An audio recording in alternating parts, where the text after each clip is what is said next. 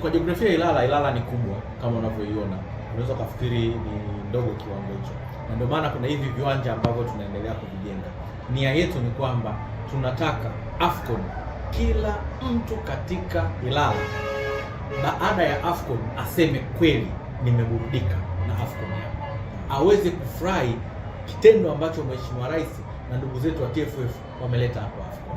Maana kama unashindwa kwenda uwanjani, sisi tutakuwekea maeneo. Tunaweza pale tuna mnazi mmoja, tutatengeneza eneo letu la mnazi mmoja. Eneo lina makuu vizuri, tutaweka. Yako maeneo ya Degu Beach, maana yake kule Aga Khan, tunavyo viwanja vyetu, tutatengeneza. Tuna eneo la Ilala hapa, tutawekea. Tuna eneo la katikati ya Kariakoo, na kama unavyoona Kariakoo tumeanza kufungua barabara zetu, tutaweka. Na wengine tunaweza tukawaambia bana, jamani, leo hii kuna game inachezwa timu yetu ya taifa, funga barabara fulani, weka maskrini, watu wana enjoy. Unaweza ukaja mfano hii Kawawa hii, ukaenda ukafunga, ukaenda Lumumba pale, ukachukua ile Lumumba pale, tengeneza mandhari vizuri, weka skrini yako, funga Lumumba, tangazia watu wakaenjoy.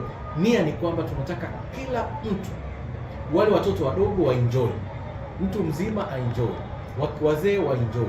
Kila mtu baada ya zile wiki za mashindano ya AFCON, kila mtu atatoka na neno ya kitu kwamba kweli Tanzania imefanya jambo kubwa. Na ndio maana Mheshimiwa Rais anataka kila mtu atabasamu.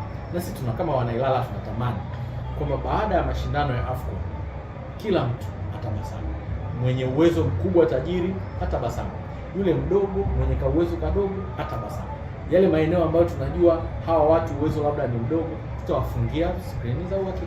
Ndio maana tunakwenda na mkakati wa kuelekea AFCON. Ilala kuelekea AFCON, mikakati mbalimbali. Kwenye eneo la afya nini tunafanya? Kwenye eneo la elimu nini tunafanya? Kwenye eneo la miundombinu ya barabara na nini tunafanya? Kwenye eneo la hamasa nini tunafanya?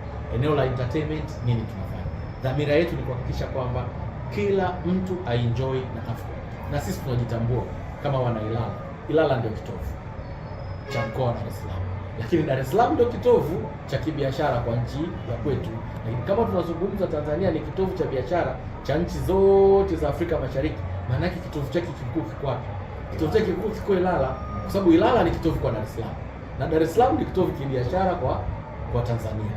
Kama ndivyo basi, maana yake Ilala ni kitovu kwa nchi zote za Afrika Mashariki hapa kwetu. Lakini pia ukumbuke mizigo yote inayokuja bandarini zaidi ya 40% inaishukia Kariakoo, ambapo ni Ilala. Maana tuna wajibu wa kuhakikisha kwamba sisi tunakuwa chachu ya entertainment, chachu ya kibiashara, chachu ya utalii, chachu ya taarifa.